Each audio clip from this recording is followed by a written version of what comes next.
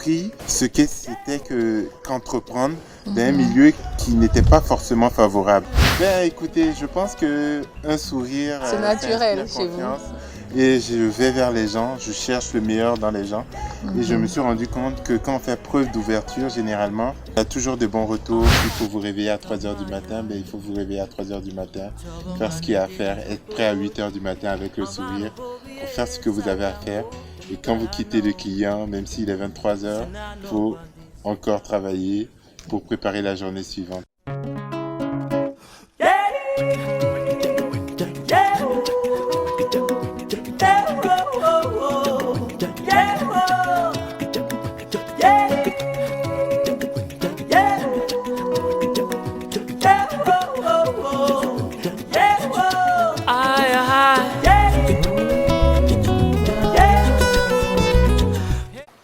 Pub.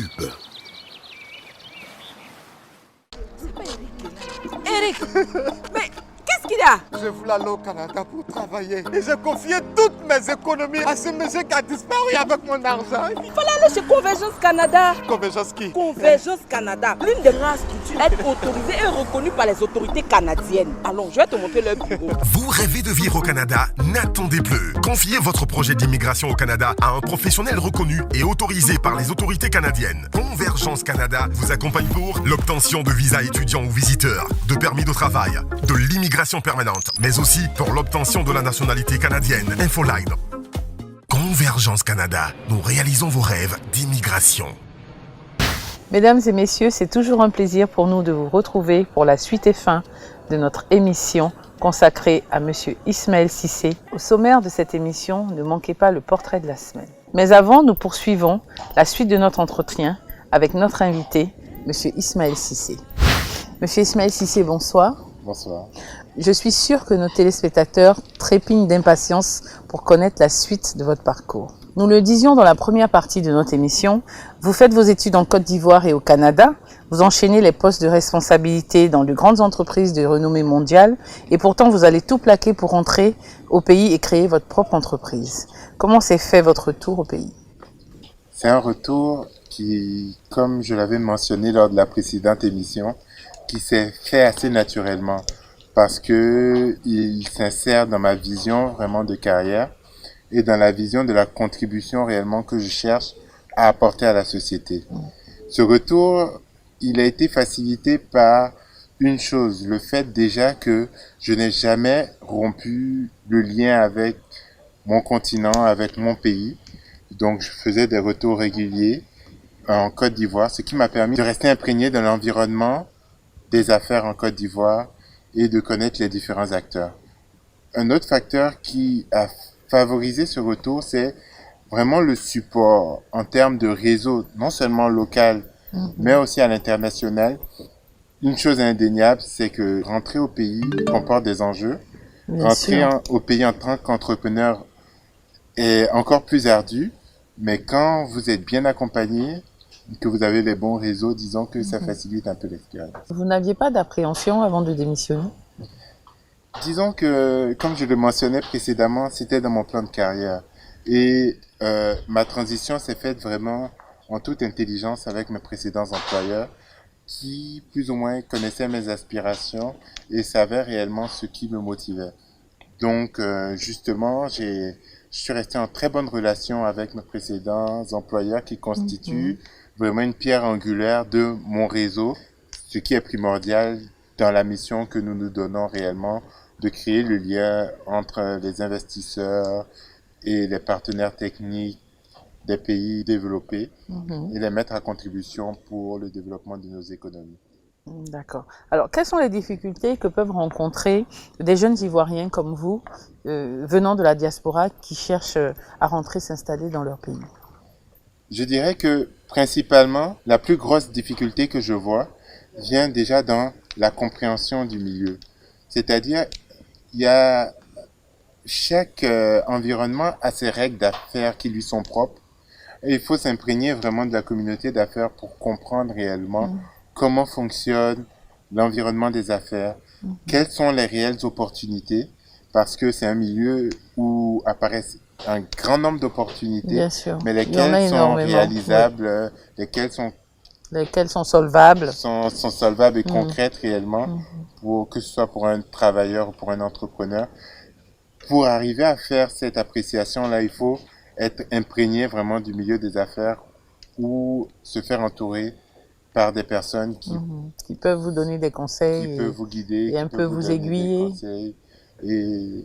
Et un autre enjeu aussi revient dans le fait que même en rentrant, les enjeux ici sont plus gros et nous devons y faire face avec moins de moyens, que ce soit moyens humains ou moyens matériels. Donc il faut être créatif et il faut savoir réellement garder cette éthique de travail-là tout en s'ajustant réellement aux ressources que nous Oui, avons localement. Exactement. Alors, quelle a été votre stratégie en termes d'implémentation? Quels sont les atouts de votre entreprise? C'est un terme qui est redondant, mais je pense que c'est primordial réellement pour toute banque d'affaires, c'est de s'entourer, d'avoir un réseau de partenaires qui partagent la vision et qui sont prêts réellement à mobiliser des ressources pour favoriser le développement d'économies africaines. Et donc ça, c'est un point primordial réellement. Aussi, il y a l'expérience que nous avons. C'est mon cœur de métier. C'est ce que je sais faire. Et c'est ce que vous avez toujours fait. Et c'est ce que j'ai toujours fait. Donc, franchement, je veux dire, ça crée un discours très concret auquel peuvent réellement s'identifier des entrepreneurs locaux ou des porteurs de projets locaux parce que je fais le pont. Je comprends leur réalité, mais je comprends aussi les règles, les critères, les standards des marchés internationaux, des marchés financiers. Donc, nous ne nous limitons pas à faire de l'intermédiation, mais nous agissons à titre d'accompagnateurs, de conseillers stratégiques vraiment pour les entreprises avec lesquelles nous travaillons, pour les aider vraiment à tirer profit de cette manne. D'ailleurs, aujourd'hui, en tant qu'expert dans la finance, quelles sont les forces et faiblesses des PME qui recherchent des financements pour leur développement? De facto, par l'environnement dans lequel elles évoluent, la plus grande force des PME africaines, c'est qu'elles sont dans un marché qui offre énormément d'opportunités. Beaucoup reste à faire. Il y a un grand nombre d'opportunités, des fortes opportunités de croissance. Donc ça, c'est indéniable. Mais face à ça, il y a un enjeu qui reste déjà la maturité en termes organisationnels de ces PME-là, qui est souvent ce qui constitue le principal frein à l'accession aux capitaux. C'est-à-dire qu'en termes de structuration, en termes de gouvernance, elles ne sont pas vraiment au standard des investisseurs et des partenaires qui, eux, même s'ils sont locaux, même les banques locales, ont généralement de l'actionnariat qui répond à des normes internationales. Donc, il ne permet pas réellement de les aider. C'est tout ça que les entreprises, justement, disent. Ils n'arrivent pas, il n'y a pas d'accessibilité, justement, à tous ces fonds d'investissement. Parce que, justement, il y a un problème de structuration, il y a un problème de gouvernance, il y a un problème de maturité en termes d'organisation. Un autre enjeu aussi, mais qui va de pair avec l'enjeu dont nous parlions précédemment, c'est les ressources humaines.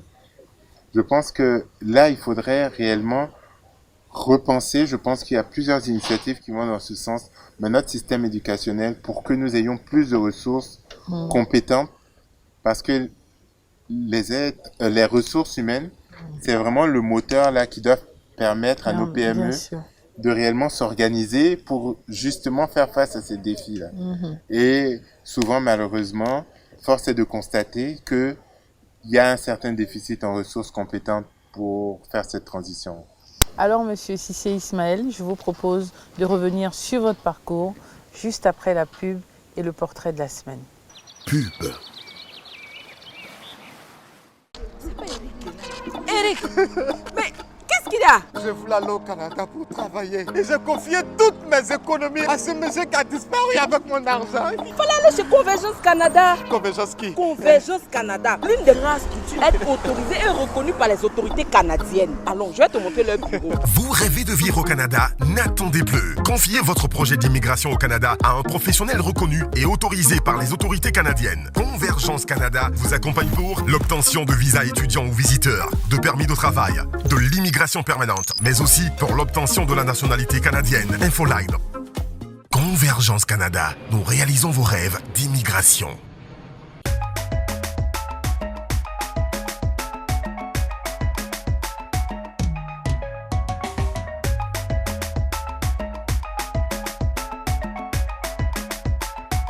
Bonjour, je m'appelle Marie-Claude Cattier.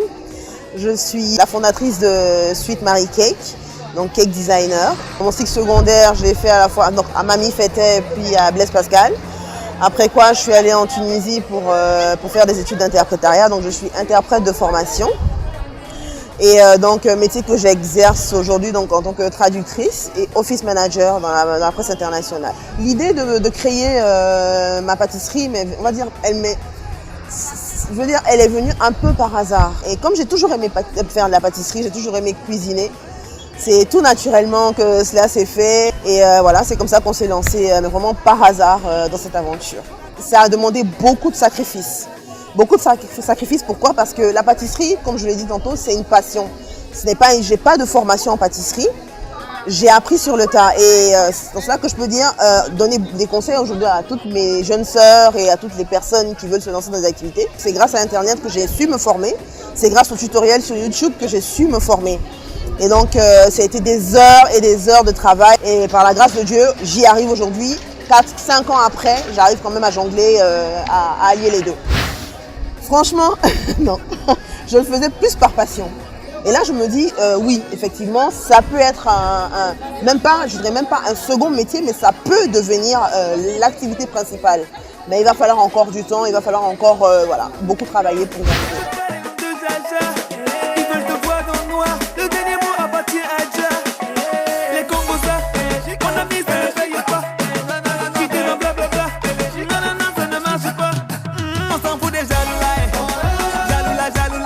Dans 10 ans, il faut dire que Marie-Claude voit Marie Cake, donc Sweet Marie Cake, implantée un peu partout en Afrique francophone. Pourquoi francophone? Parce que c'est un art qui est anglophone à l'origine et c'est un art qui est appelé à être développé dans la sous-région, donc dans notre sous-région. Donc j'entends par là le Mali, le Togo, le Bénin et tout. C'est assez délicat. Pourquoi je pourrais dire que c'est assez délicat? Parce que je pourrais dire que j'ai commencé avec 10 000 francs. 10 000 francs, je m'explique. Parce que j'ai fait un premier gâteau pour une personne, donc une amie, qui a vraiment aimé.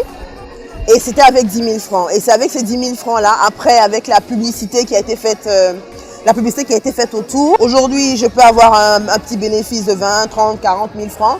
Je vais acheter du matériel, je vais acheter ce qu'il me faut pour travailler au fur et à mesure.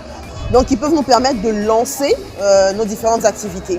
Donc il faut capitaliser aussi sur ces outils-là, à travers lesquels, moi je dis, mes premiers gâteaux, ils figurent encore sur Internet. Malgré tes problèmes, mon gars, dis-toi qu'il y a pire. L'Afrique a connu la misère, mais a gardé le sourire. Tant que tu respires, mon ami, il y a de l'espoir. Il faut y croire, la vie est un combat, mais c'est tout qu'on peut te faire croire. Bienvenue dans l'univers de Marie Cake. Suivez-moi pour une petite visite dans mon atelier.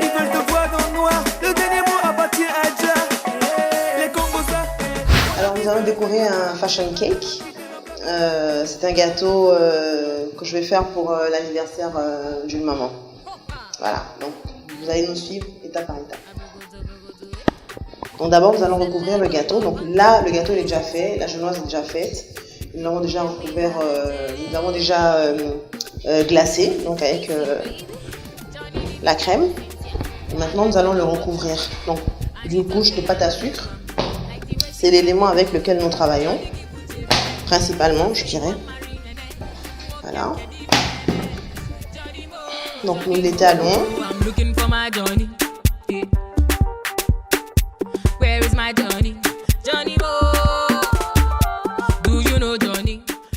Donc ça va être la base de notre décoration. Donc, une fois que c'est fait, nous récupérons cette pâte à sucre. Et nous recouvrons le gâteau, comme une couverture.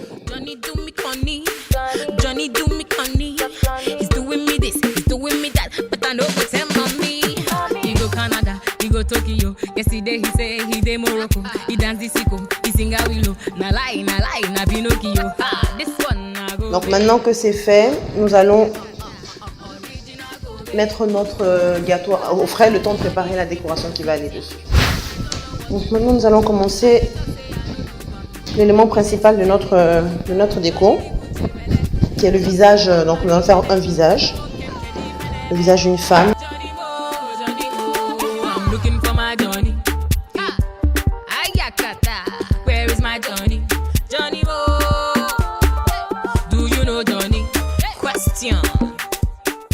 Ensuite, nous allons faire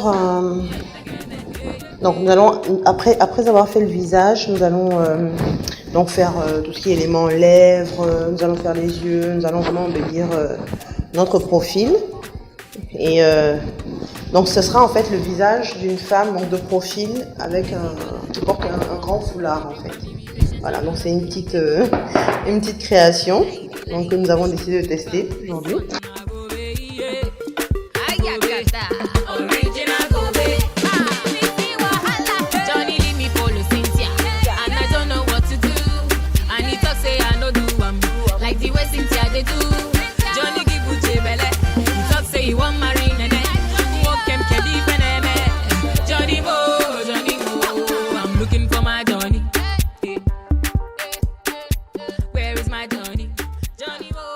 Nous allons maintenant passer à l'habillage du gâteau.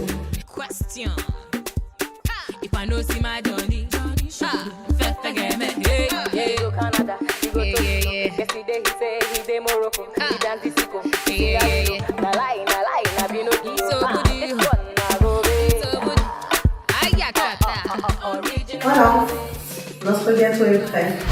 À toutes celles qui rêvent d'entreprendre, je dirais qu'il faut croire en vous. Il faut croire en votre potentiel, il faut croire en vos rêves. Parce que derrière une grande entreprise, à l'origine, il y a toujours eu un rêve. Mais ces personnes-là qui ont réussi à atteindre cet objectif-là se sont donné les moyens. À travers leur persévérance, à travers le travail accompli. Donc il faut croire en vous, il ne faut pas baisser les bras. Il y a des moments très difficiles. Mais ces moments très difficiles vous préparent justement à tout ce que vous aurez à surmonter comme épreuve. Donc croyez en vous, avec une bonne dose de foi, une bonne dose de prière, et vous y arriverez forcément.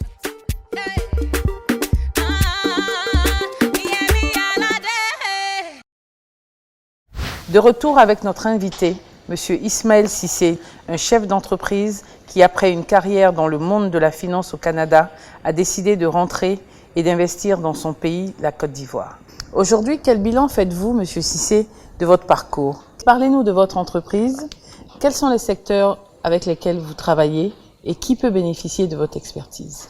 Nous travaillons tant avec des organisations gouvernementales et publiques pour les aider vraiment à mobiliser les capitaux, les ressources pour la réalisation de leurs projets stratégiques. Mais nous travaillons aussi avec les grandes entreprises et les PME, toujours dans cette logique-là d'avoir accès à des sources de financement variées, que ce soit en fonds propres ou en dette ou en subvention.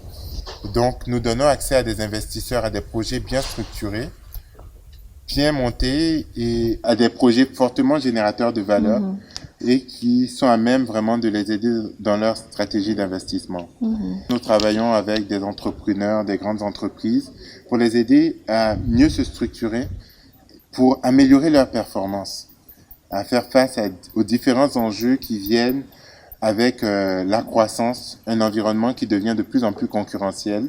Donc les entreprises doivent savoir se faire accompagner pour relever un ensemble de défis.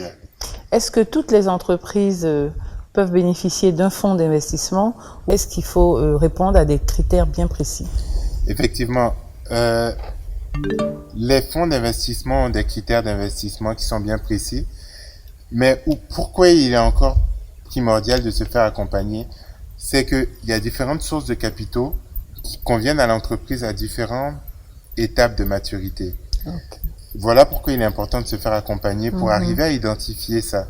Un fonds d'investissement n'est pas forcément la source de capitaux la plus appropriée, dépendamment des enjeux auxquels se trouve confrontée une entreprise. D'accord. Donc, il y a tout un écosystème qui doit être mis en place, qui, effectivement, n'est pas ce qu'il devrait être, mais qui est en constante amélioration, qui devrait permettre aux entreprises de faire face à des acteurs différents en fonction des différentes étapes de croissance à laquelle elles se situent.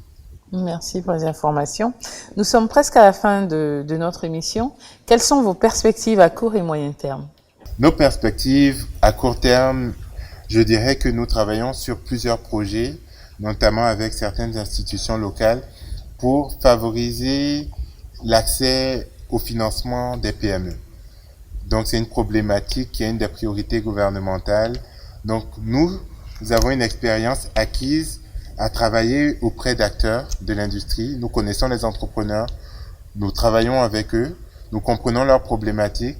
Donc nous voulons mettre ces connaissances-là, en plus de nos compétences techniques, au service vraiment de ces institutions qui cherchent à trouver des solutions durables à cette problématique.